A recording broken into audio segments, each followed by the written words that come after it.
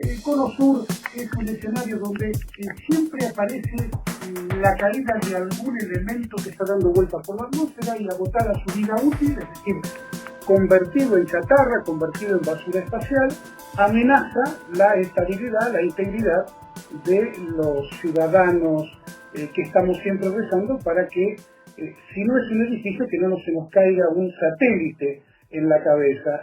¿Cuánto hay de exagerado en esto que digo, doctora? Que sí lo es. Sí, es posible.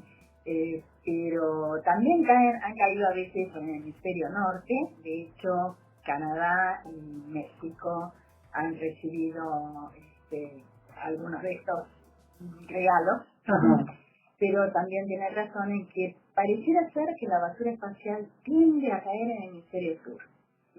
Que da muchas posibilidades, no solamente en la Argentina. Nosotros hemos tenido caídas de desechos espaciales.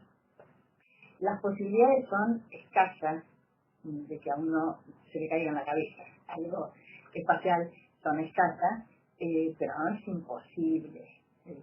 Tenemos que ser realistas. De hecho, en el caso de producirse daños, hay un convenio de responsabilidad espacial que es internacional y que regula, en la medida que podamos determinar cuál es el estado de lanzamiento, regula una responsabilidad que es absoluta. Es decir, estos convenios de responsabilidad, estos tratados internacionales establecen que la existencia de estos adminículos de grandes dimensiones es ilegal. No, perdón, por ahí me expresé mal. Lo que los convenios de responsabilidad establecen es que en caso de que estos objetos produzcan daños, hay una responsabilidad por parte del estado de lanzamiento que deberá resarcir los daños.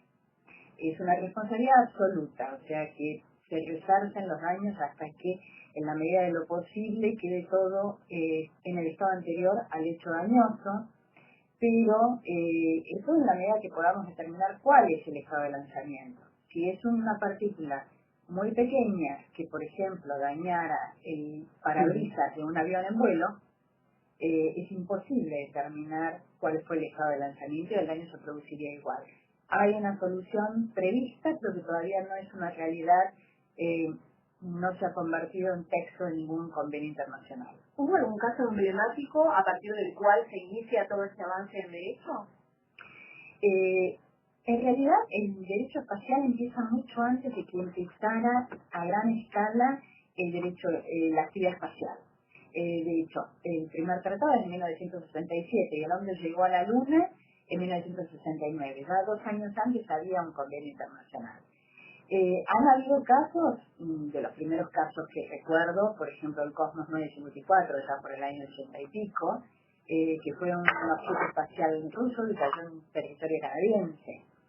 Y han seguido cayendo en los años 76, cayó un satélite también ruso en la Argentina, que fue espectacular porque se quebró y cayó un pedazo en Santa Fe, cerca de la ciudad de Santa Fe, otro en La Pampa y otro en Río Negro.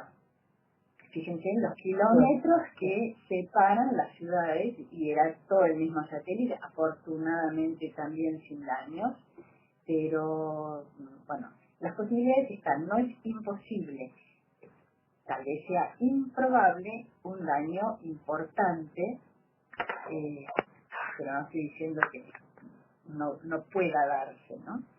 ¿Existen estas normativas internacionales que establecen la obligatoriedad de tratar esta chatarra tecnológica, reciclándola, minimizando su impacto, o a partir de ahí rezamos? Interesantísima la pregunta, porque ya en el Tratado del Espacio se prevé que no se pueden producir daños ambientales. Lo que sucede es que no hay una sanción para el Estado que lo hace. Que tanto la NASA como la Agencia Espacial Europea ya tienen protocolos para minimizar la producción de desechos espaciales. Pero si hoy se detuvieran todos los lanzamientos, no terminamos con el problema. debiera empezar a recogerse, sobre todo los fragmentos de gran tamaño. Eso el encargado del tema dentro de la NASA, el doctor Liu, siempre lo dice. O sea, tenemos que recoger los pedazos de gran tamaño y para eso se puede recurrir a otro principio del derecho al espacio, que es el de la cooperación internacional, como factor obligatorio, y luego destruir ya hasta la molécula los fragmentos de menor tamaño. Estamos hablando de aquellos fragmentos que tienen menos de 1 centímetro cuadrado. Pero que viajan a una velocidad asombrosa. Sideral. Correcto. Y que por pequeños que sean pueden hacer un gran daño. Este que usted señalaba, de impactar en el parabrisas de un avión, puede provocar una tragedia. Por supuesto. Sí. Lo que sucede es que cuando las partículas son muy pequeñitas, al atravesar la atmósfera, el contacto con el oxígeno produce fricción, ignición y prácticamente quedan pulverizadas. Pero si las partículas son de 20 centímetros, ya no es tan fácil que eso suceda. Y, por supuesto, tenemos casos como lo que sucedió en el año, creo que fue 84, que cayó la tercera etapa de un satélite, un NavSat, que cayó en nuestro país. Era algo impresionante, que llegaba hasta la cintura de un hombre normal, el fragmento. Afortunadamente sin producir daño. Hace poco tiempo, a mediados de septiembre, todos los diarios, todos los medios masivos de comunicación advertían que iba a caer basura tecnológica, chatarra espacial, y efectivamente cayó en las cercanías de Canadá. Sí. Y la dimensión que tenía esto era un vehículo de transporte público de pasajeros, un colectivo. Un 60. Un 60. Caramba, o sea, no se andan con chiquitas. No. Está también por salir ahora de servicio, digamos así, otra estación espacial. El punto es que no se dejen abandonadas. Esto es lo mismo que si decidiéramos que nuestro automóvil no nos gusta más y lo dejamos estacionado ahí, en la calle, abandonado. En la calle no produce daño, produce basura, digamos, pero sin producir daño. El problema es dejar abandonado algo que luego yo no quiero pensar, algo que, repito, es muy improbable, pero se puede llegar a conseguir a nivel de ficción o proyección de un futuro. ¿Qué pasa si cae en una central nuclear?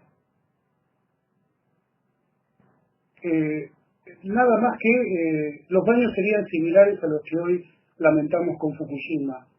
Digamos, liberación de residuos radioactivos al agua, esto se incorpora al ciclo alimentario, y es difícil, porque uno en estos casos no confía en la palabra de los gobiernos, de decir efectivamente cuántos ciudadanos han sido afectados por esto. Es que cuando hay problemas y cuando hay caída, ya sea de meteoritos o caídas así con gran explosión, suele haber fenómenos muy similares a alguna explosión atómica. Eso lo hemos visto. Y ese tipo de daño se ve con el correr de los años. Si de pronto dentro de 10 años nos damos cuenta que se elevó en un porcentaje importante el cáncer en una comunidad determinada, claro, o nacen niños con deformaciones genéticas. Son cosas que no las sabemos. ¿Se queda un ratito más? ¿Cómo no? Seguimos en unos minutos con la doctora Esquivel. El teléfono que tiene esta maravillosa radio que pasa estos temas que tanto sorprenden al público es el 5354-6655. En el 108 aniversario de los parques nacionales, una de las creaciones magníficas que nos han dado un resultado encomiable en materia de turismo. Bastaría señalar que una de las 7 maravillas del mundo es un parque nacional, Parque Nacional de Iguazú. Conoció ya el Perito Moreno, estaba por romper. ¿Ah, sí? Sí, está. Gracias. Acompaña a la doctora Esquivel, la periodista, directora de Prensa y Relaciones Institucionales de la Fundación Casa de la Cultura de Córdoba, María de las Victorias Coca Esquivel, que es la hija de la doctora Esquivel. Sí, somos una fundación familiar. ¿Qué tal? Buenas tardes. Buenas tardes, bienvenida. Gracias. Nada más que para que se sume a este debate, interesantísimo, nosotros tratamos de ponerle una jerarquía de verosimilitud, es decir, que esto también sea concebido como un proceso y no como un hecho. Los medios lo han tratado como un hecho, es decir, existe la casualidad, la probabilidad de que, además de un edificio o de una cornisa, se nos caiga un colectivo 60 en la cabeza. De manera que esto también debe ser concebido como un proceso de la necesidad que tiene el hombre de producir y reproducir sus condiciones materiales de vida. Y dentro de esto estuvo, por supuesto, la búsqueda del espacio extraterrestre. Nosotros como fundación tenemos varias áreas, una de ellas es la ciencia, y nos interesa mucho que no se pierda de vista todo lo que es el derecho espacial en la Argentina. Y por este motivo, bueno, estamos tratando de hacer conferencias para difundir, para pasar la antorcha a las nuevas generaciones y hacer un nexo con los periodistas para que ellos puedan de un modo serio y claro poder informar sobre estos asuntos y así también las personas comunes puedan saber que, por ejemplo, existe la basura espacial. Me ha traído casi una biblioteca de regalo. Claro, estoy más que agradecido, porque uno vio cómo es esto, ¿no, doctora? Uno va apilando libros. Entonces dice, porque esto hay que leerlo en el momento en que uno esté más tranquilo, de manera de poder aprovechar más el contenido, o, como decía Gastón Bachelard, achicar la distancia que hay entre el libro leído y el libro comprendido. Y en realidad eso no lo hace nunca uno. A fin de año se sienta, lee un poquito de cada una de las cosas que le quedó y las deja para mejor oportunidad. Y esa mejor oportunidad es esta, porque aquella que uno idealiza no llega nunca. Tranquilidad para leer no hay, lamentablemente, por lo menos en el caso mío, me fascina leer, me gusta muchísimo la literatura, tengo tiempo para informarme, que es otra cosa.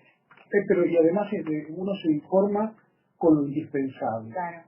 Y yo no sé si hay otra actividad tan profusamente autodidáctica que la de darse a sí mismo la mejor información, obtenida por sus propios medios, porque hoy por hoy la información está fragmentada. Hoy difícilmente un medio, oral, escrito, televisivo, y dentro de estos a su vez una columna o varias columnas, consigan sintetizar el conjunto de la información que algunos de nosotros necesitamos.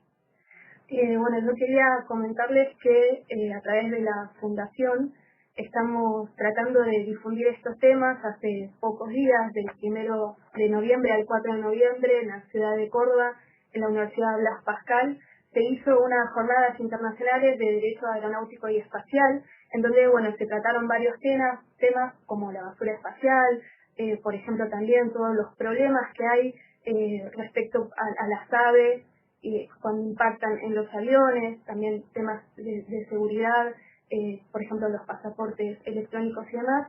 Entonces, bueno, a través de la Fundación, nuestro pequeño granito de arena es tratar de difundir estos temas. Mi madre, la doctora Esquivel, estuvo exponiendo también el tema de basura espacial en estas jornadas y, bueno, ¿quién mejor que ella para que hable de estos temas? La doctora Esquivel señalaba hace un minutito que la responsabilidad es del país que lanzó, que provocó el lanzamiento. ¿Y la carga financiera de los daños que resultan de esta actividad? Le corresponde. O sea, el daño le es imputable al estado de lanzamiento, que generalmente son varios estados que hacen convenios entre ellos para un lanzamiento. Le es imputable y además eso significa que es responsable en términos económicos también. Hace muchísimos años, en una reunión que se hizo en Tokio, alguien planteó, bueno, pero ¿qué quiere decir esto de responsabilidad absoluta? Y fue un profesor japonés el que contestó, es muy simple. Si un fragmento de satélite mata a un labriego japonés, el estado de lanzamiento tiene que hacerse responsable de todo aquello que ese labriego japonés le hubiera dado a sus hijos, vivienda, educación, hasta el nivel terciario. Hay cosas que obviamente el dinero no da, como es el afecto o la transmisión de tradiciones familiares. Pero en todo lo demás, el estado de lanzamiento está obligado a tratar de dar lo que quien murió iba a dar y además el máximo que podía dar. O sea, prever eso, darle a la familia, ya que le quitó un miembro importante, darle a la familia el ideal. ¿Hay un máximo establecido para este tipo de indemnizaciones? No hay máximo. Resulta de este cálculo. Exacto, no hay un máximo. Las responsabilidades se regulan a través de una comisión de reclamaciones que se constituye entre el estado de lanzamiento, el estado del damnificado y un tercer estado que también pone su representante. Funciona bastante parecido a un tribunal arbitral. El talón de Aquiles es que lo que resuelvan no va a ser de aplicación obligatoria salvo que ellos hayan acordado eso, pero en general funciona de una manera aceptable. ¿Y estas leyes rigen para todo el mundo o Todo para el mundo. determinados? Todo el mundo, sí. No es que tienen, digamos, que se haya firmado algún tratado entre países miembros, sino que para No, son cualquiera. tratados que salen de Naciones Unidas, lógicamente van entrando en vigencia a medida que van llegando las ratificaciones, como cualquier tratado internacional. Pero el ABC, donde están todos los principios que después fueron ampliados en 4 tratados más, que es el Tratado del Espacio del 67, ese por primera vez en la historia de Naciones Unidas fue aprobado por aclamación, no por unanimidad. Todos los representantes se pusieron de pie y aplaudieron cuando se puso a votación. Realmente impactante lo que sucedió y creo que no sé si muchas veces se ha repetido una cosa así. Posiblemente con el protocolo de Montreal, con el tratamiento de ácidos hoy, ¿no, doctora? Porque hay una cuestión, sí, indudablemente hay un principio que resulta ratificado, que es que ningún Estado puede por sí mismo regular el bienestar ambiental de sus ciudadanos. Es decir, la interrelación, la interdependencia, la reciprocidad de las cuestiones ambientales hoy dejan a un Estado cada vez más huérfano de la capacidad, si no es acaso, con la resolución de organismos supranacionales. Lo que sucede es que la tecnología nos mejoró la vida, por un lado, pero hay otro efecto de que mucha gente no es consciente. La tecnología derribó fronteras. De hecho, el satélite derribó fronteras, Internet, pero directamente las borró. Y ahora tenemos todos los efectos que son globales. Hay una guerra en la otra parte del mundo y a la larga los efectos de las explosiones y el daño que se produce no llega a nosotros. Absolutamente. Basta mirar lo que ha ocurrido con Libia. Casi los acontecimientos estaban antes en las pantallas y en Internet que en los titulares de los diarios. Sí. De manera que efectivamente hay un problema de velocidad de transmisión de la información. Doctora, ¿cuánta posibilidad hay? Porque cada vez que aparece la amenaza de la caída de algún objeto en algún mar, etcétera, aparece la certeza de que no va a caer en una zona urbana. No sé si hay tanta certeza. Ajá, Se puede saber en qué hemisferio aparentemente va a caer, porque se va calculando la velocidad que trae y la trayectoria que trae el objeto. Y entonces, podemos saber a ciencia cierta, evidentemente cae, por ejemplo, en el hemisferio sur. Por el horario en que estimamos, el tiempo en que estimamos que puede llegar a caer a la superficie, la Tierra va a estar en determinada posición, es más probable que caigan, por ejemplo, en Australia. Pero no hay precisión matemática en estos casos. Digámoslo así, que para producir la nave que va a recorrer una misión, que va a cumplir una misión en la estratosfera, y luego de cumplirla queda dando vueltas, tiene un lugar preciso, ordenado por las coordenadas, pero no es así su retorno a la Tierra. La precisión aquella la pierde en el regreso. Cuando se lo lanza y se lo tiene en operación, se tiene su posición controlada. De hecho, cuando se mueve, se lo puede reubicar. Pero si se lo abandonó, o sea, una cosa es si lo reingreso a la Tierra, que ahí sí, con combustible propio, pero va a caer en la esquina de Corrientes y Esmeraldas. Bueno, ¡pum!, ahí va a caer. ¿Pero por qué? Porque lo estoy llevando ahí. Pero si quedó abandonado y cae por fuerza de gravedad que lo va atrayendo, ya es descontrolada la caída. No puedo predecir, no en sentido así esotérico, no puedo prever exactamente dónde y cuándo. Absolutamente. O sea que la alternativa que frente a esto tenemos los ciudadanos es rezar. Hay riesgos que los hemos ido asumiendo sin mayores problemas. Creo que nadie cruza una calle sin mirar para los dos lados. Creo que nadie mete los dedos en un enchufe. Bueno, la tecnología y los cambios nos fueron llevando a asumir determinados riesgos como naturales. Hoy en día miramos muy bien cuando estamos llegando a casa de noche a ver si hay alguien. Y bueno, tendremos que asumir como una posibilidad no demasiado probable, es cierto, pero tampoco imposible, que bueno, que en algún momento algo caiga cerca nuestro o con una proximidad absolutamente indeseada por nosotros. Hace algunos años cayó un resto de satélite a 15 kilómetros de la ciudad de Malargüe, en Mendoza, sí, ¿verdad? Sí. ¿Esto obedeció a una casualidad o digamos, esto está dentro del marco de lo que usted dice, doctora, o esto fue conducido? Digo, porque 15 kilómetros en esta falta de...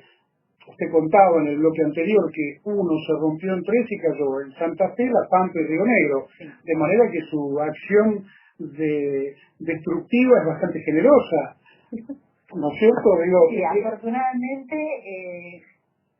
fracasó totalmente si eso hubiera sido el propósito, ¿no es cierto? Porque afortunadamente no hubieron daños. Pero no, lo que sucede es que cuando cae la Tierra, si bien es cierto que no tiene una masa descomunal al lado de la de otros planetas, pues nuestro planeta es bastante pequeñito, tiene una atracción que yo me acuerdo que allá por los años 70 y algo, había un ingeniero que era de la Academia Nacional de Geografía, que era el ingeniero Humberto Ricciardi, que él empezó a hablar del cambio global y fue el primero a quien yo escuché, tal vez en el mundo, hablar del problema de la basura espacial. Y él decía, no somos conscientes que de aquí a 50 años esto va a ser un problema gravísimo. Y estaba viendo el otro día, la NASA dice que hasta el 2014 se van a dar con frecuencia estas caídas. Están moviéndose, están tratando de revertir la situación, pero... Doctora, y esta cuestión, en todo caso, la dejamos acá, como decía un periodista de fácil recuerdo, lo dejamos acá. Pero quiero decirle, los países centrales ya no tienen exclusividad en el patrimonio de la responsabilidad del tratamiento de esta basura tecnológica. Hoy por hoy, India, China, Argentina, creo que Venezuela, lanza distintos satélites con distintos objetivos, con distintos programas. De manera que hoy la responsabilidad está... Y nos vamos a la música.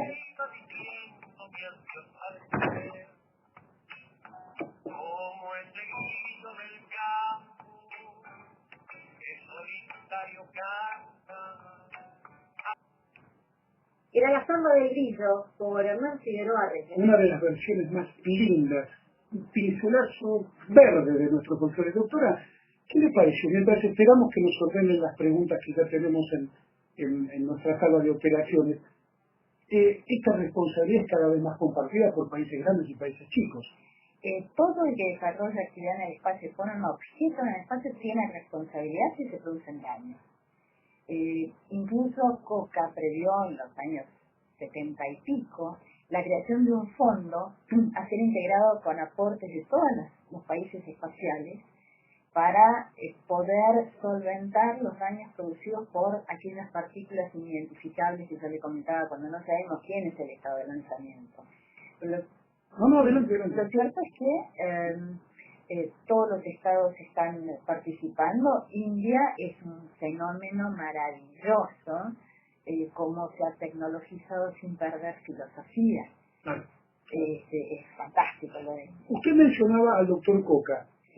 Expláyese un poquito porque quedaría lindo explicar que es quien acudió el término Patrimonio Común de la Humanidad. Él fue pionero del derecho espacial en el mundo.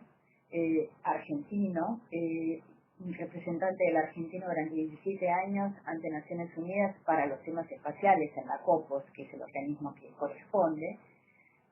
Fue mi maestro y autor, repito, de los 5 tratados del proyecto, de los 5 que hoy son 5 tratados espaciales en vigencia, y por supuesto entre muchos principios que sentó en derecho al espacio está el de patrimonio común de la humanidad, que luego se aplicó también a fondos marinos, por ejemplo. Claro. Pero criterios diferentes, pero el principio es el mismo. Sí. Y Argentina es uno de los pocos países del mundo que en las áreas continentales marinas desarrolla las áreas protegidas. Claro. De manera que ese concepto acuñado en aquellos años ha dado sus frutos. Sí. Es un trabajador incansable, que va hasta muy mayor, pero con plena vigencia de todas sus ideas, y es increíble cómo cosas que él pensó en 1947, hoy las empezamos a poner en práctica, porque recién hoy el mundo, digamos, está preparado para eso. Y el mundo está abriendo otras ventanas, sí, que estuvieron caprichosamente cerradas por décadas. Sí, bueno, yo quería completamente decir que él fue, bueno, es el pionero, el fundador del derecho espacial en la Argentina. Bueno, ha llegado la hora de la noticia, de la mano de la electrizante voz del señor Gallucci, de manera que nos vamos a un corte, volvemos con las noticias con la voz del señor Gallucci y luego continuamos con Un Mundo para Más Alto. Y se han comunicado distintos oyentes de las distintas y más disímiles latitudes del planeta.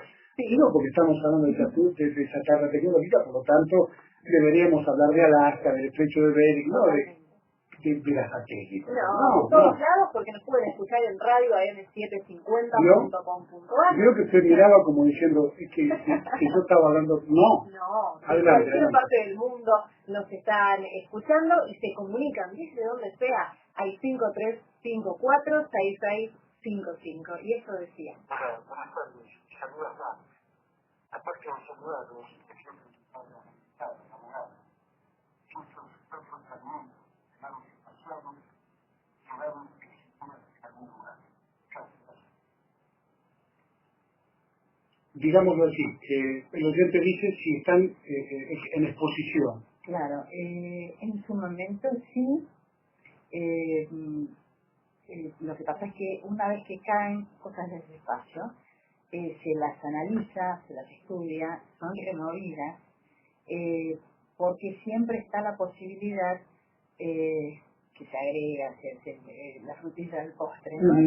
Que haya quedado algo de combustible que se utilizan energía nuclear, fuentes de energía nuclear en los satélites, por ejemplo, para todo lo que sea desplazamientos y demás, es un combustible nuclear. Para el funcionamiento interno no, es energía solar. Y bueno, hay que descartar la posibilidad de una contaminación atómica. Por eso generalmente se las remueve para hacer un estudio. Es muy difícil que suceda como con los meteoritos, por ejemplo, que sí, que quedan en exposición. Hemos visto meteoritos que han caído y que de pronto, bueno, se les ponen cartelitos, van los turistas, sacan fotos y demás. Esto es distinto. O se los llevan. O se los llevan. Pero porque cuestan una pequeña fortuna. Claro, sí, bueno. A la hora de llevárselo ajeno, ya sabemos en qué momento estamos pasando. Pero en el caso de los objetos espaciales la situación es diferente. Hay que descartar que hayan más daños de los que se supone que hay. Vamos a hacer un cálculo mientras despedimos a la doctora Esquivel. El cálculo es el siguiente. ¿De dónde puede provenir el gas que le está faltando a la Argentina? Bueno, bárbaro. Bueno, no le tomamos mucho tiempo. No, maravilloso.